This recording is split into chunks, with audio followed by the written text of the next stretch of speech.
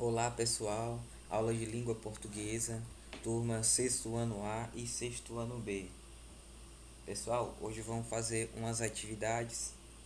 Acompanhe no seu livro didático a partir da página 56. Flexão do adjetivo, gênero, número e grau. Você estudou anteriormente os adjetivos e as locuções adjetivas. Agora vai aprender como eles se flexionam. Assim como o substantivo, o adjetivo varia em gênero, número e grau. Flexão de gênero. Lembra quando eu falei que a flexão de gênero era para indicar se está no masculino ou feminino? Então vamos lá. Flexão de gênero. O adjetivo varia em gênero. Exemplo: herói voador é um adjetivo masculino.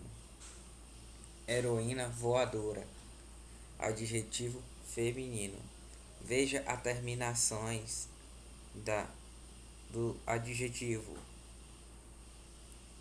Mas há adjetivos que apresentam uma só forma, como eu falei anteriormente, eles são uniformes, apresentando uma forma para o masculino como para o feminino. Esse tipo de adjetivo serve tanto para caracterizar palavras femininas como masculino. Observe o exemplo: era um menino valente.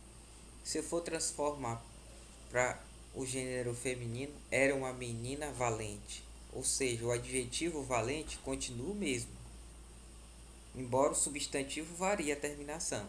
Em vez de menino, menina. Ele é feliz. Ela é feliz. Veja, o adjetivo não muda, mas o substantivo ou sujeito aqui da frase, que no caso ele ou ela, varia.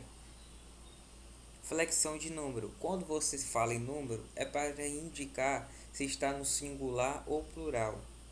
O adjetivo varia em número, de acordo com a palavra que caracteriza-o. Exemplo: heróis voadores. Aqui eu sei que está no plural. Eu sei que é mais de um herói. Então o adjetivo está no plural.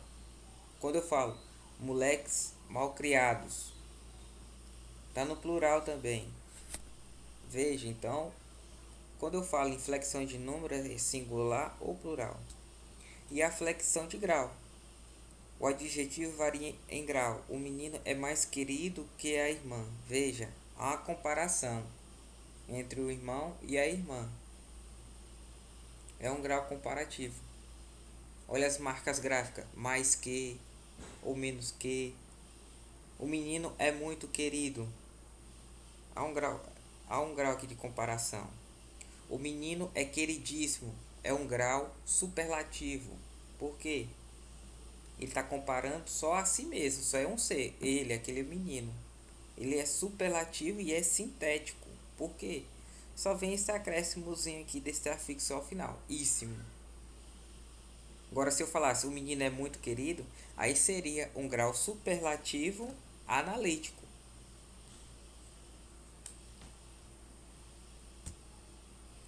Então, vamos responder a nossa atividade, página 56, exercício número 1. Anotem as respostas. Tentem fazer em casa, né? Depois dessa aula. Aqui vocês não conseguirem, vocês revejam a nossa aula e anotem as respostas. Eu só quero as respostas, gente. Não precisa copiar as perguntas, porque já tem no seu livro didático. Então, vamos lá. Questão número 1. Relê essa estrofe do poema Diversidade. Um é magrelo, outro é gordinho. Um é castanho, outro é ruivinho. Quais os adjetivos deram origem à palavra destacada nessa estrofe? Veja que os adjetivos é gordinho e ruivinho. Os dois estão no diminutivo. A palavra gordinho é derivada de qual adjetivo? Vem de gordo. Ruivinho vem de ruivo. Então, a nossa resposta é essa. Quais os adjetivos deram origem às palavras destacadas nessa estrofe? Gordo e ruivo. Letra B. Levante hipótese. Que efeito produz no texto o uso desses adjetivos acrescidos da terminação inho. Na maioria das vezes que você bota no adjetivo essa terminação inho, na maioria das vezes é numa linguagem mais, dá um sentido de mais afetiva, carinhosa. Nesse caso aí, com a terminação, remete à ideia de que se refere a pessoas de forma carinhosa. Essa é a resposta, se refere de uma forma carinhosa, afetiva. Essa é a resposta da letra B. Segunda questão. Reescreva essa estrofe do poema Diversidade, passando os adjetivos que estão no masculino para o feminino. Faça as adaptações necessárias. Então, para fazer isso, vamos ler ele que está já no masculino, no gênero masculino, os adjetivos. Um é magrelo, outro é gordinho. Um é castanho, outro é ruivinho. Agora vamos passar para o feminino. Lembrando, a gente tem que adaptar, porque o adjetivo ele concorda com o sujeito. Uma é magrela, anotem aí. Uma é magrela, outra é gordinha. Uma é castanha, outro é ruivinha. Veja as terminações, gente.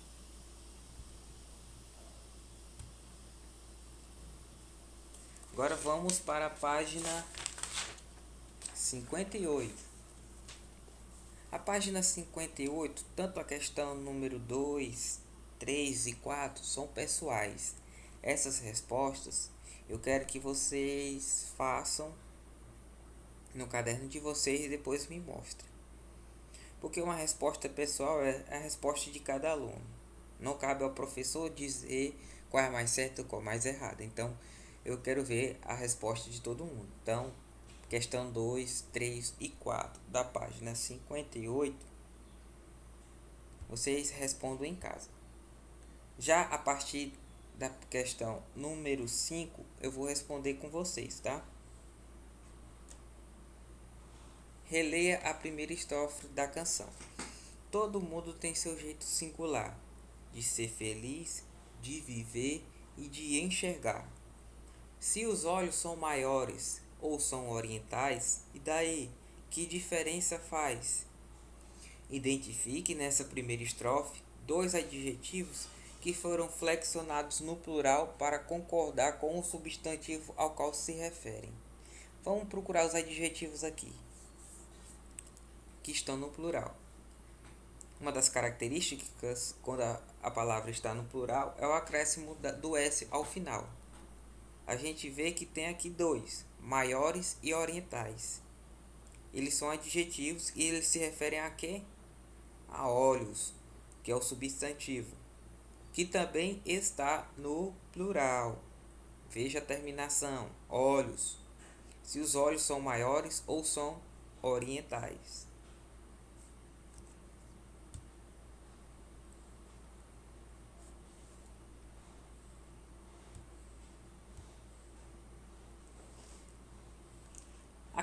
A quinta questão, na letra A, está perguntando. Identifique todos os adjetivos presentes.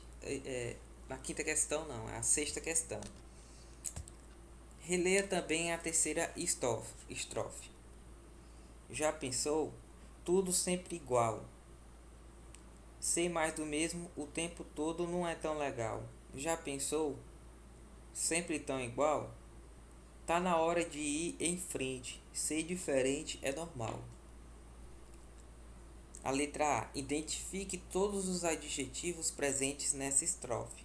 O que um adjetivo é, gente? Ele caracteriza ou qualifica aquela coisa, aquele substantivo. Então vamos começar. Já pensou? Tudo sempre igual?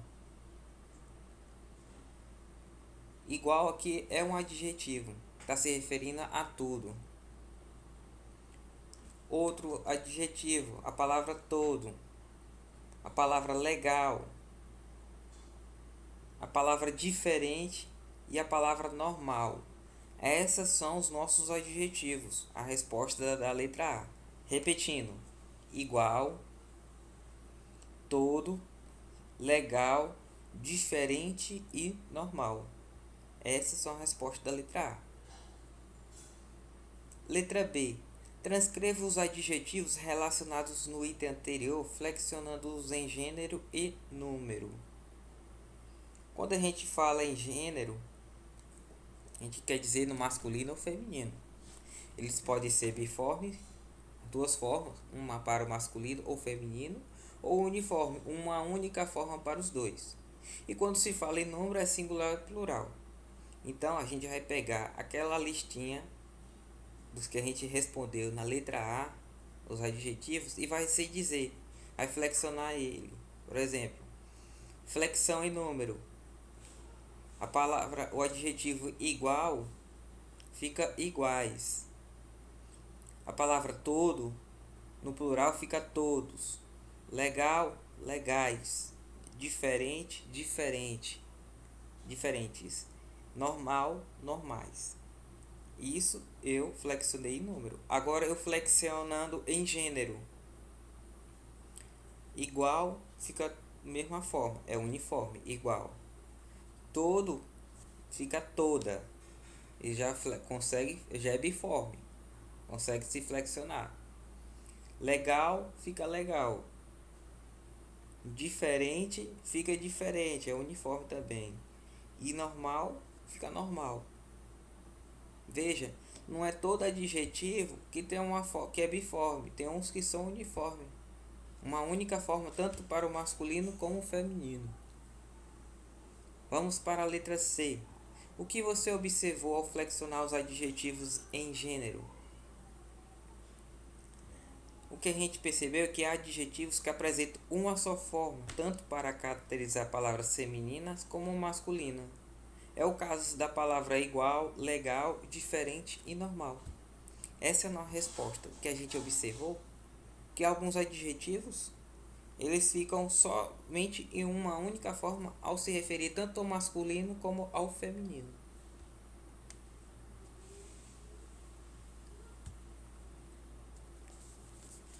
Vamos agora para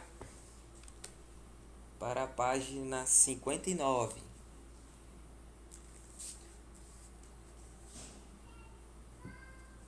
Exercício número 1. Observe o uso do prefixo in ou de sua variação i nas palavras a seguir.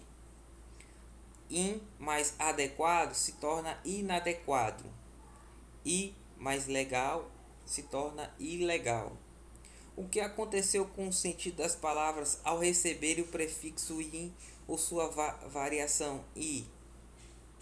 Está perguntando o que aconteceu com o sentido das palavras ao receber o prefixo i ou sua variação. Olha, a palavra adequado.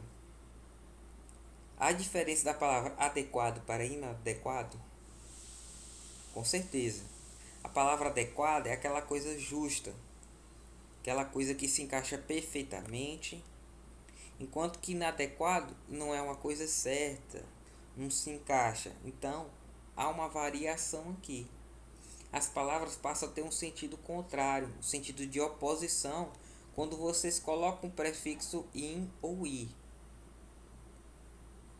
Letra B. Utilizando o prefixo in ou sua variação i, forme adjetivo com sentido oposto ao das palavras a seguir. Então vamos pegar as palavras aqui do quadradinho, de uma por uma, e vamos ver. Da palavra tolerante, a gente faz intolerante. Paciente, impaciente. Possível, impossível. Discreto, indiscreto. Delicado, indelicado. Regular, irregular. Real, irreal. Próprio, impróprio. Afiançável, inafiançável. Responsável, irresponsável. Letra C. Em quais das palavras formadas o prefixo in sofreu alteração para in com m e im? Por que houve essa alteração? A alteração na palavra impossível, impaciente e impróprio. A alteração, gente, ocorreu por causa da consoante P. Por quê? Porque na língua portuguesa usa-se sempre o M antes de palavras que começam com P e B. Entendeu? Repetindo. Nas palavras impossível, impaciente e impróprio, a alteração ocorreu por causa da consoante P. Porque na nossa língua portuguesa usa-se sempre M antes de P e B. Letra D. Em quais das palavras formadas o prefixo in sofreu alteração para IR? Explique essa alteração. Nas palavras irreal, irregular e irresponsável, a alteração ocorreu por causa da consoante R, que é duplicada entre vogais para demarcar o som forte do R. Por exemplo, se eu tirasse a palavra irregular, ficaria irregular. Por isso que tem que ter os dois R, para acentuar mais forte o som do R. A palavra irreal, se eu tivesse só um R, ficaria irreal. Então, para soar forte o som do R, ele é duplicado. Também podemos acrescentar elementos ao final de uma palavra para formar outras. Esse elemento é chamado sufixo. Então, gente, quando a gente tem acréscimo de afixos, que são afixos, entendeu como partes da palavra. Se eu boto um afixo na frente do radical da palavra, ele se chama prefixo. Pré vem antes. Se eu colocar um afixo posterior à palavra radical, depois, eu chamo de sufixo. Entendeu? Dica. Pré vem antes. Prefixo antes da palavra radical. Sufixo vem após a palavra radical, no final. Continuando. Página 59. Observe os adjetivos a seguir retirados do poema Diversidade. No quadrinho aí temos os adjetivos nervoso, degoso e preguiçoso. O que há em comum entre eles? Primeira coisa que a gente percebe aqui, que eles são adjetivos: nervoso, dengoso, preguiçoso. Segunda coisa, eles são originados de um substantivo. Da palavra nervoso vem de nevo. De dengoso vem dengo. Preguiçoso vem de preguiça. Então, todos eles são derivados de um substantivo. E outra coisa semelhante é a terminação deles, esse sufixo ao final. Termina em oso, nervoso, dengoso, preguiçoso. Letra B. Assim como esses adjetivos, há muitos outros que derivam de substantivos recebendo a terminação oso. Indique os adjetivos derivados dos substantivos a seguir. Vamos lá. Então, da palavra cheiro, que é um substantivo, eu faço o cheiroso. O substantivo gosto, faço gostoso. Do substantivo sabor, saboroso. De perigo, perigoso. De manhã ou manha, manhoso. De mentira, mentiroso. Responderam? Leia a tira a seguir. Porque o novo vestido de metal da Oni está enferrujando na chuva? Ah, você conhece os adolescentes. Eles não vestem nada que pareça novíssimo. Veja aqui nessa tirinha que o H está perguntando por que o vestido da filha dele está na chuva.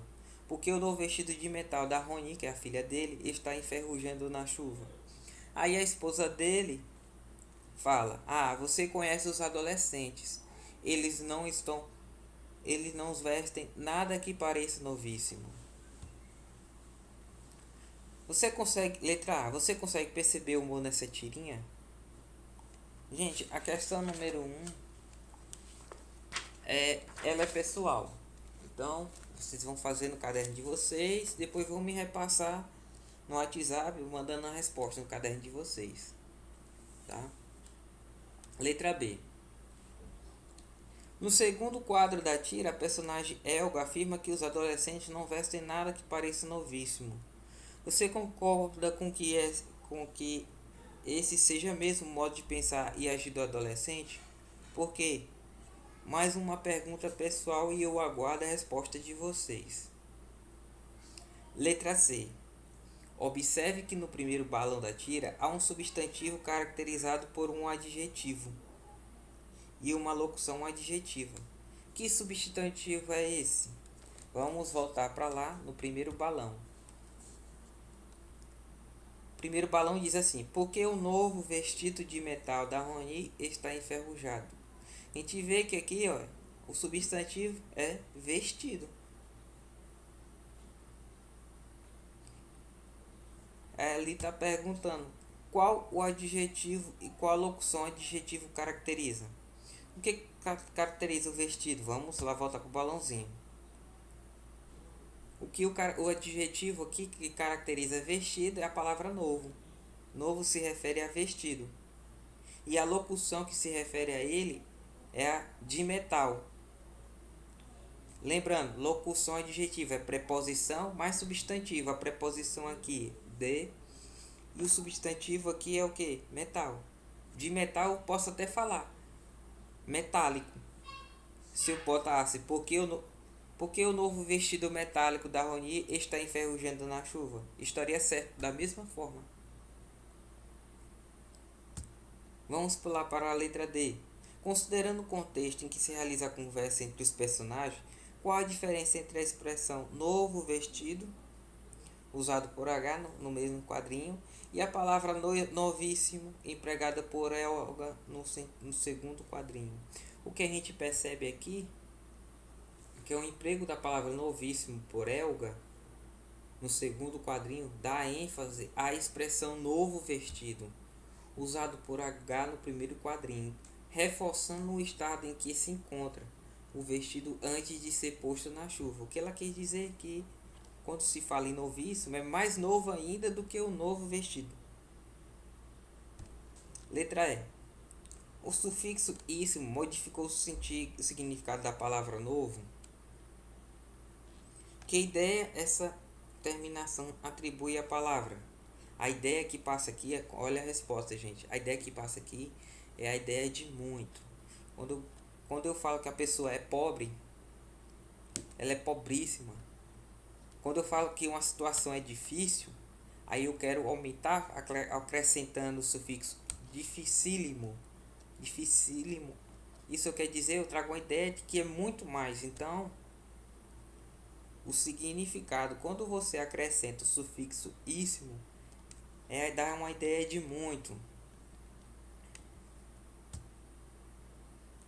A distinção entre os usos do sufixo e esse, essa, essa, pode ser feita por meio da análise da classe gramatical a que a palavra pertence. Se for um substantivo abstrato, derivado de um adjetivo, acrescentando o sufixo esa. Observe os exemplos. Da palavra leve, eu consigo fazer leveza. Da palavra claro, clareza. Pobre, o substantivo é um substantivo abstrato. Se for um substantivo abstrato derivado de um adjetivo, pobre é o adjetivo aqui, gente. Eu acrescento o sufixo esa. Se for um adjetivo pátrio que indica a nacionalidade ou a origem de alguém, ou um título de nobreza, acrescenta-se o sufixo esa com S. Observe os exemplos: Portugal, português ou portuguesa; França, francês, francesa; Japão, japonês, japonesa; duque, duquesa; marquês, marquesa, ao acréscimo do sufixo esa com S. Lembrando a diferença: se for um substantivo abstrato derivado de um adjetivo, acrescenta o sufixo esa com Z. Agora, se for um adjetivo pátrio ou um título de nobreza, acrescenta-se o sufixo esa com S. Quarta questão, da página 60.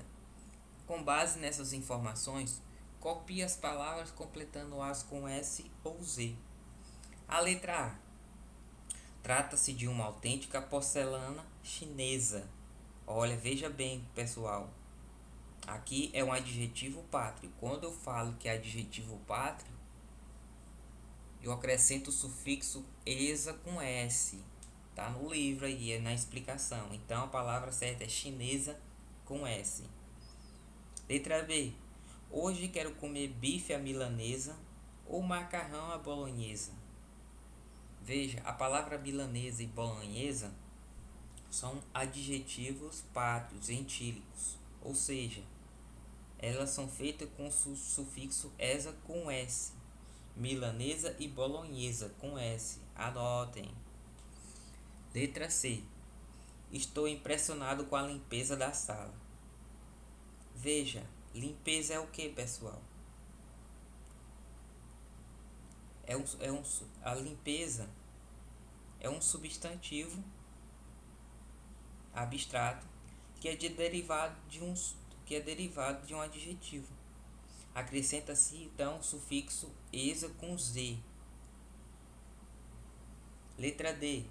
Tenho certeza de que quero viajar. Certeza com S ou com Z, pessoal? Z. Letra E. É o lugar de rara beleza. Quando eu falo beleza, a palavra beleza vem de quê? Vem de belo. Belo não é um substantivo abstrato? Então, pessoal, quando eu falo beleza, é com Z. Por quê? É um substantivo, se for um substantivo abstrato, derivado de um adjetivo, acrescenta o sufixo esa com Z. Letra F. Deixa a tristeza de lado. Mesmo exemplo. É um substantivo abstrato, tristeza. Então a gente usa com a letra Z. Baronesa. Lembrando que se for um adjetivo pátrio ou um título de nobreza, como o exemplo aqui, baronesa, a gente acrescenta o sufixo esa com S. Então é baronesa com S. Vamos para a próxima. Na trilha da oralidade, declamação de poemas. Antes de conversar com toda a turma sobre as atividades propostas a seguir, sente com um colega e procure responder as questões com base na leitura da tira do Menino Maluquinho. Depois, com a orientação do professor, compartilhe as respostas com os outros colegas. Veja só a tirinha, pessoal. Amor, amor. Ora, maluquinho, assim você me deixa encabulada. Amor, amor. Amor descontrolado, aponta o menino. As palavras de maluquinho se dirigiam à menina. Como você percebeu isso? A gente olhando pelo quadrinho, pela tirinha, a gente percebe que não. Ele estava se referindo às flores que estavam no chão. Número 2. Então, o que fez a menina se enganar? A maneira como ele fala e as palavras que usa, além do fato de passar muito perto dela, esticando os braços na direção dela, fez ela acreditar que era com ela. Terceira questão.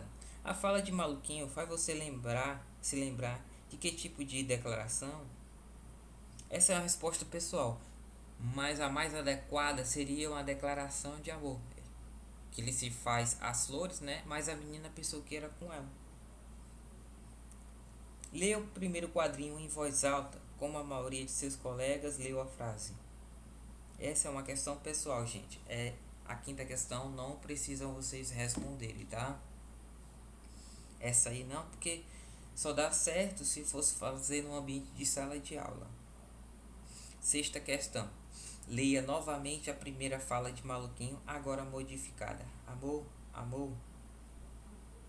Nesse caso, a menina continuaria a entender da mesma maneira o que o menino diz, porque espera, a diferença desse quadradinho para o quadradinho lá da primeira é porque é o seguinte: veja o sinal de exclamação aqui, enquanto que na sexta questão está perguntando amor, amor. Então a letra A, espera-se que os alunos reconheçam que não. Ao usar essas palavras em tom de interrogação, ou seja, perguntando, a menina não poderia torná-las como uma declaração de amor, porque ela imaginaria que ele estaria perguntando aonde está o amor e não afirmando que ela era o amor. Letra B. O que faz com que possamos compreender o que os outros querem dizer são somente as palavras. Explique sua resposta. A resposta da letra B, gente. Não são apenas palavras, mas o modo como são ditas, o contexto. Por exemplo, a entonação, a combinação dela, a expressão facial e corporal de quem falou, e até mesmo a situação de comunicação que foram usadas. Não é simplesmente você falar amor, amor. Aqui, nesse caso, ele está perguntando, mas poderia ser uma declaração de amor. Meu amor, meu amor. Com sinal de que? De exclamação. Totalmente diferente o contexto. Então não basta a palavra ser dita. Através da forma como ele diz, dos gestos, da linguagem corporal, que a gente dá para saber a real intenção daquela palavra que foi dita. Então, pessoal, essa foi a nossa aula. A gente trabalhou da página 56 até a página 61. Foi muito produtivo, a gente fez muitas questões, né? A próxima aula a gente vai dar início a duas classes gramaticais, que é o artigo, são artigos e preposição. A próxima aula. Então, não vai ter atividade para casa, a gente só vai ver as atividades. Eu só quero que vocês respondam da página 56 a 61 todas essas atividades que eu falei no vídeo. Eu quero as respostas, tanto as que eu dei e as pessoais, que vocês transcrevam no caderno de vocês e me mostrem, tá? Da página 56 à página 61, façam todas as atividades. A maioria a gente respondeu aqui nesse vídeo. Falta só algumas que são as questões pessoais que eu quero ler. Então mandem para mim, tá? Até a próxima aula. Um grande abraço.